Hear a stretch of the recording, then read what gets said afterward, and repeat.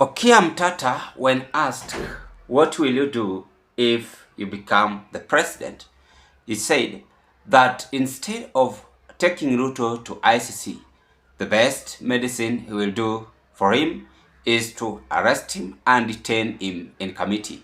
So today's political discussion or observation, we want to find out, why do you think Omtatah prefer RUTO to be detained in KAMITI rather than ICC? Otherwise, without wasting of time, here is how Omtatah reacted to this question.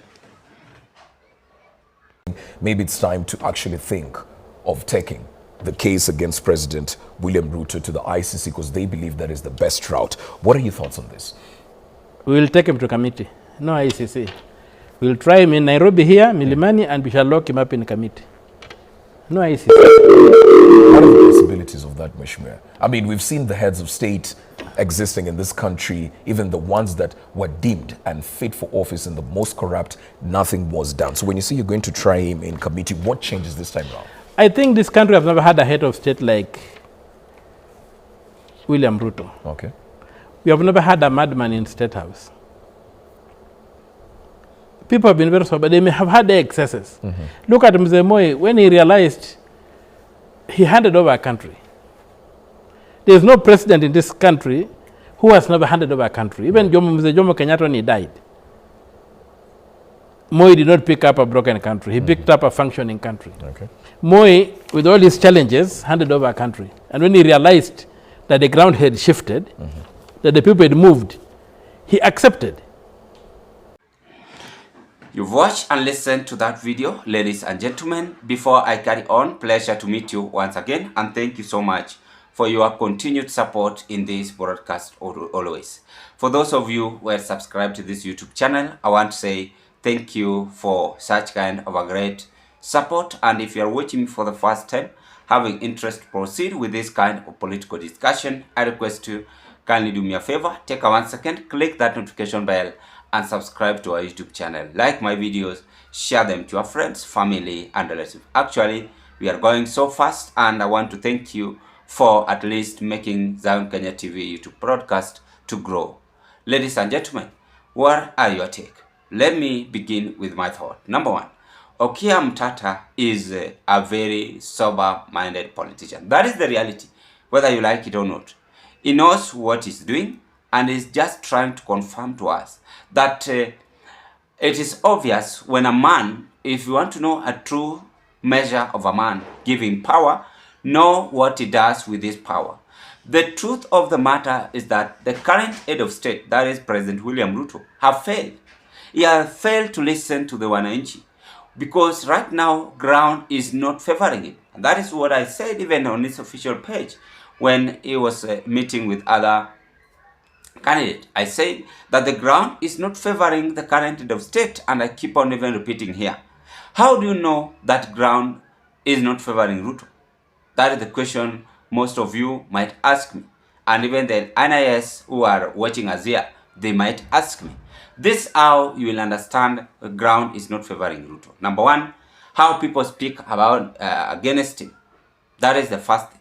So the reality means that Omtatah prefer William Ruto to be arrested in KAMITI rather than taken to ICC. Why? Because if he will be given chance to remain, to go to ICC, he will still have time to interact with these people and even be favored over there. So rather than detaining him here and understanding that even these police officers, even Kenya's officials, are not interested in you anymore. So that is what Omtatah is preferring to William Ruto. He has again tried to expose his character, how Ruto does his thing while in power. By the way, the truth of the matter is that the current administration is the worst administration, not allowing Kenyans to exercise their right. In fact, to make it worse, they kill someone's son and bribe him with money. I'm sorry to say that. That is why many Kenyans are now saying enough is enough.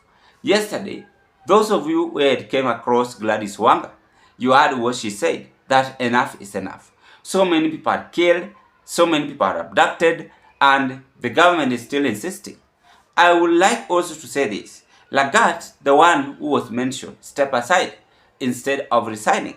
So all these dramas are just proving to us that this UDA administration is a totally confused administration.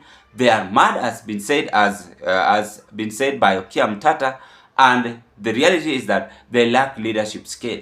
When you have some leadership skills, you will understand people and you will listen to them and you will try to rectify yourself and accept the situation and say, now, my fellow Kenyans, let us accept this situation. I've apologized and I'm going to work and perform my duty. And in any case, you will give me another chance, well and fine. But if you will not also give me the same chance, then I will exit the office peacefully and hand over power. According to William Ruto, he said he will not hand over power to those who are what? To those who are not ready to serve this country. That is what he said.